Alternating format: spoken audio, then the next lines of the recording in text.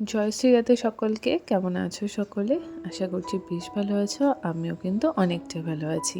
তো আজ সকাল থেকে উঠে কিভাবে সংসারের সমস্ত কাজ স্টেপ বাই স্টেপ ফলো করলাম আর সময়ের মধ্যে সমস্ত কাজ গুছিয়ে করে নিলাম, সেই ভিডিওটাই তোমাদের সাথে শেয়ার করছি। তো চলো, এখন বাজে প্রায় ওই 7:30টার মতো। ঘুম থেকে উঠে সকালবেলা মেয়ের এক্সাম ছিল, তো সকালবেলা ওকে রেডি করে পাঠিয়ে দিয়েছি।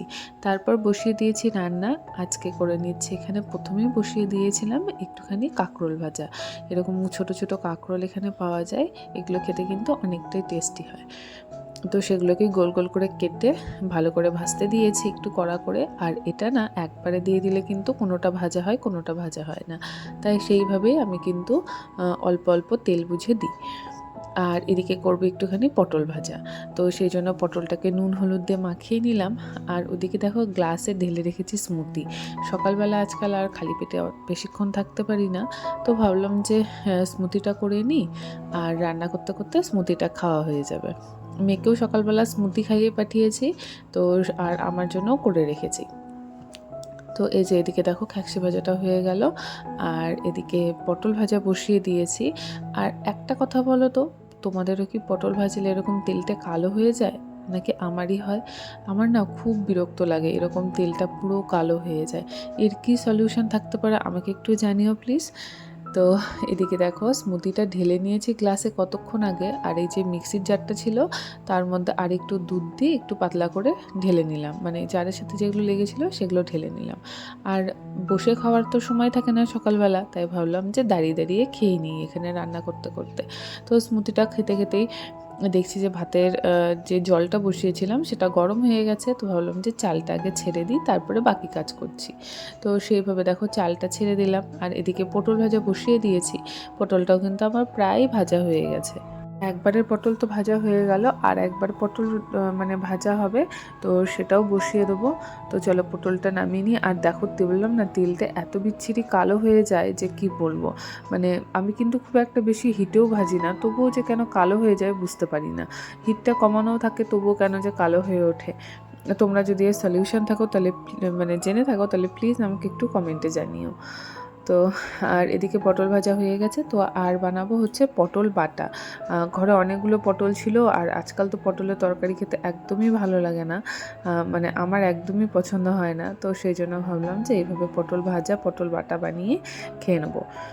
তো এইদিকে দেখো বেশি করে কালো জিরে রসুন আর লঙ্কাটা ফোড়ন দিতে ভুলে গেছিলাম, পরে লঙ্কাটা দিয়ে দিয়েছিলাম, দিয়ে পটলটা দিয়ে ভালো করে ভাজা করে নিয়েছি। নিয়ে তারপর ওটা কিন্তু আমি পেস্ট করে নেবো। আর এই পটল বাটাটা খেতে কিন্তু খুব ভালো লাগে, যেহেতু বেশি করে কালো জিরে রসুন একটু বেশি করে লঙ্কা দিয়ে যদি করা যায় তাহলে না টেস্টটা বেশ সুন্দর হয়। আর এদিকে দেখো দুটো মাছের মাথা ছিল, তো তো মাছের মাথাগুলো ভাবলাম যে এমনি কেন খাবো, আর আমার বাড়িতে না এমনি রান্না করলে কেউ খেতেও চায় না। তো সেই জন্য ভাবলাম যে তাহলে পরে মাছের মাথাটা দিয়ে একটু বাঁধাকপি আর একটা মাছের মাথা দিয়ে একটুখানি ডাল করে নেবো। তো এই যে বাঁধাকপিটা করার জন্য বাঁধাকপিটা আমি আগে ভাপিয়ে রেখেছিলাম, কারণ এখনকার বাঁধাকপি একটু না ভাপিয়ে জলটা ফেলে দিলে আমার গন্ধ লাগে, প্লাস হচ্ছে সেদ্ধ হতেও দেরি হয়। তো সেই জন্য ভাপিয়ে নিয়েছিলাম। আর রসুন আর হচ্ছে কাঁচা লঙ্কা আর ফোড়ন দিয়ে একটুখানি আলু দিয়েছি, আলু দিলে আমার বেশ ভালো লাগে বাঁধাকপি তরকারিতে।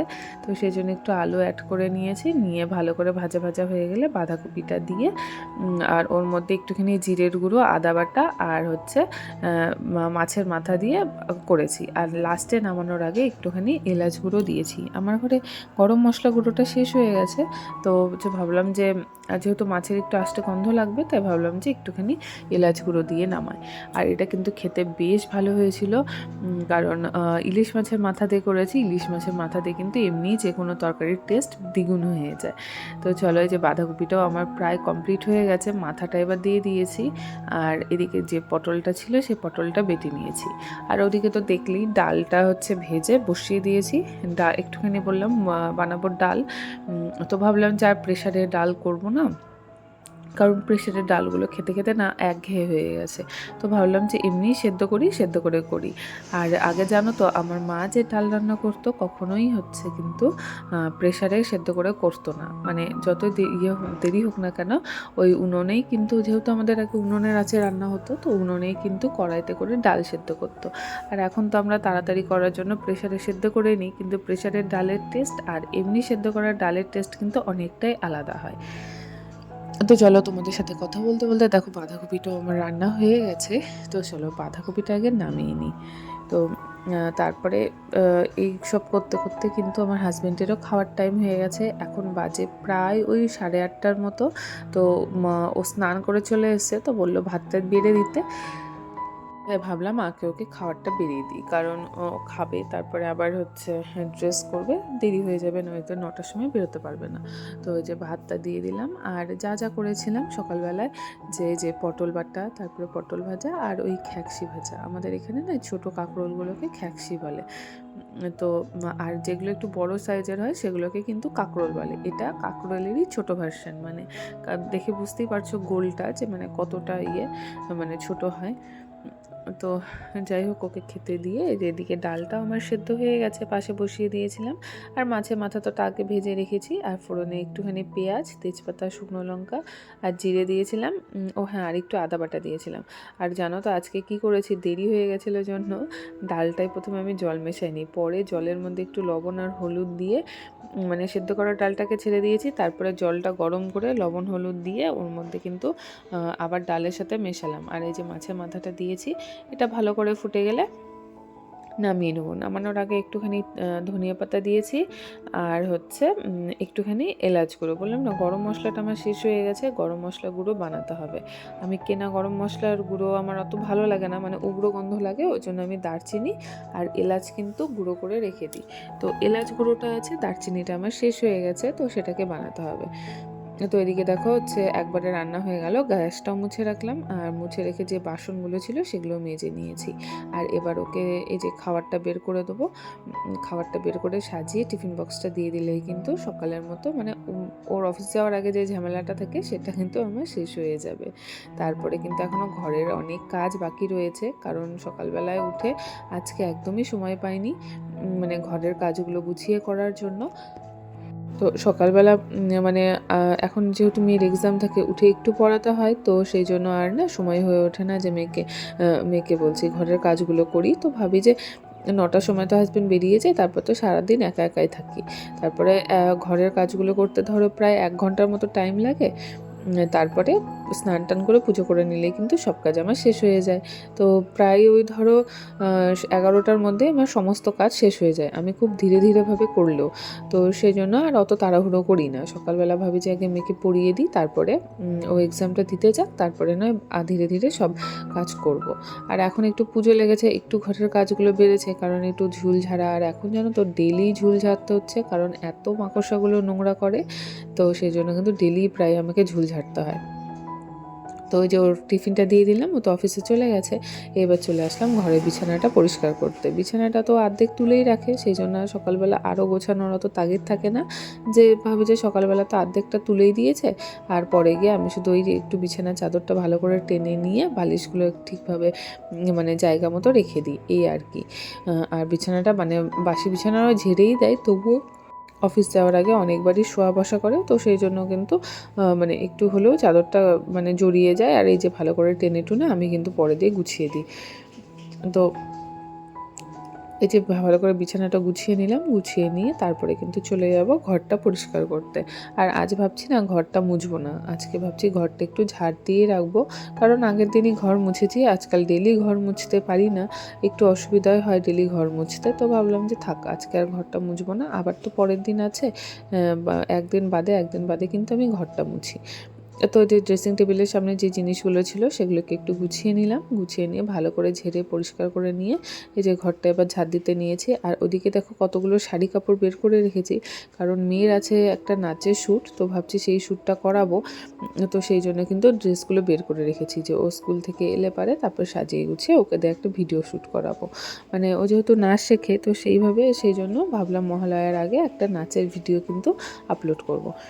তো সেই জন্য কিন্তু আমি মানে সমস্ত ড্রেসপাতি ওর গুছিয়ে রেখেছি, যে হচ্ছে মানে আসলে পরে ফটাফট, তাহলে পরে মানে বেশি খোঁজাখুঁজি করতে হবে না, সব এক জায়গায় থাকলে পরে হাতের কাছে পাওয়া গেলে তাড়াতাড়ি সাজানো হয়ে যাবে। আর এদিকে দেখো এই ঘরে, ওই ঘরটা তো ঝাড় দিয়ে পরিষ্কার করে নিলাম, তবে পাশের ঘরটা চলে এলাম। পাশের ঘরটা কিন্তু সেরকম ইউজ হয় না, তবুও কিন্তু এখানে জিনিসপত্রগুলো রাখা হয়। এখন কম্বলটা যেহেতু লাগছে না, এখানে অনেকটাই গরম পড়েছে এখন, মানে আর রাত্রিবেলা করে এসিও চালাচ্ছি না, কারণ এসি চালালে পরে অনেকটা আবার ঠান্ডা লাগছে। তো আমি বললাম যে এখন আর এসি চালাতে হবে না, দুটো ফ্যানেই হয়ে যাবে, আর হচ্ছে একটা চাদর গায়ে দিলেই হয়ে যাবে। তো সেই জন্য কম্বলটা পাশের ঘরে রেখে দিয়েছি, আর এক্সট্রা যে বালিশগুলো আছে সেগুলো কিন্তু এই ঘরটাই গুছিয়ে রাখি। তো এই ঘরের বিছানাটা একটু গুছিয়ে নেবো, গুছিয়ে নিয়ে ভালো করে ঝাড়ঝাঁটা দিয়ে নিলে কিন্তু এই ঘরটাও পরিষ্কার হয়ে যাবে। আর বললাম না, এই ঘরটা অত বেশি ইউজ হয় না, তো সেই জন্য কিন্তু অত বেশি নোংরাও হয় না।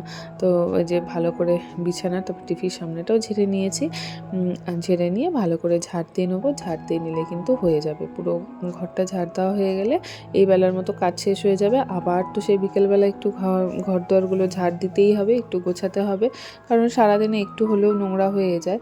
তো সেই জন্য কিন্তু বিকেলবেলার দিকে আবার একবার ঝাড় দিয়ে নেবো। আর এই যে সোফাটা আমি দিনের মধ্যে যে কতবার ঠিক করি তার কোনো বলার নয়, মানে যখনই একটু বসা হয় না, সোফার চাদরগুলো মানে যে কভারটা আছে সেটা একটু জড়িয়ে যায়, ভালো লাগে না দেখতে, আবার ঠিক করি। আর এই যে এখানে টি টেবিলের উপরটা না অনেকগুলো জিনিস রেখেছিলাম, সেগুলোকে নিয়ে গেলাম। আর ঝাড় দিতে নিয়ে পর্দাটা যেহেতু খুলেছি, দেখলে পর্দাটা কাচার জন্য বের করেছি, তো সেই পর্দাটা যেই খুলেছি দেখছি যে ওই জায়গাগুলোতে না ঝুল করে রেখেছে। তো ভাবলাম যে ঝাড় যখন দিচ্ছি তাহলে আগে ঝুলটা পরিষ্কার করে নিই, তাহলে একবারে পরিষ্কার হয়ে যাবে। আর সারাদিনে যে আমি কত ঝুল ঝাড়ি তার কোনো বলার শেষ নেই। তো এই যে চলো ঝাড়ঝাটা হয়ে গেলে এবার নোংরাটা ফেলে দিয়ে আসলে হয়ে যাবে। আর এদিকে কিন্তু মাথায় আগের দিন রাত্রিবেলা তেল দিয়েছি, আর এত চুল উঠছে এখন আমার, যে বলার নয়, বাপরে বাপ। মানে যখনই মাথা মানে আঁচড়াচ্ছি চিরুনির সাথে, নাই হলেও 10 থেকে 12টার মতো চুল উঠছে। সারাদিনে যে কত চুল ওঠে, তো সেই জন্য ভাবলাম যে আজকে একটু মাথা ঘষে নিই। মানে মাথা ঘষার আগে একটু চুলটা আঁচড়ে নিলাম। তারপরে স্নান টান করে এসে পুজোটাও দিয়ে নিয়েছি। পুজোটা দিয়ে নিয়ে কিন্তু মানে পুজোটা দিয়ে নিলেই কিন্তু এখনকার মতো কাজ শেষ। তারপরে মেয়ে আসবে প্রায় ওই 12:30 নাগাদ। তারপর আবার ওকে এনে স্নান করানো, খাওয়ানো, এইসব করতে কিন্তু অনেকটা টাইম চলে যায়। মানে ওকে স্নান করানো, খাওয়ানো, তারপরে নিজের খাওয়া, এইসব করতে, তারপরে এক্সাম দিয়ে আসবে, তার স্কুলের গল্প করবে, সেই সব করতে করতে কিন্তু প্রায় অনেকটা টাইমই চলে যায়, অনেকটা টাইম কেটে যায়। তারপরে দুপুরবেলায় ওকে একটু ঘুম দিয়ে ওর সাথে সাথে আমি একটু শুই, কারণ একটু রেস্ট না নিলে একদমই ভালো লাগে না। রাত্রেবেলা ওকে পড়াতে হয়, আবার অনেক কাজকর্মও থাকে রাতে, তো সেই জন্য কিন্তু একটুখানি রেস্ট নিয়ে নিই। তো চলো আজকের মতো ভিডিওটা এতটাই, কেমন লাগলো অবশ্যই জানি।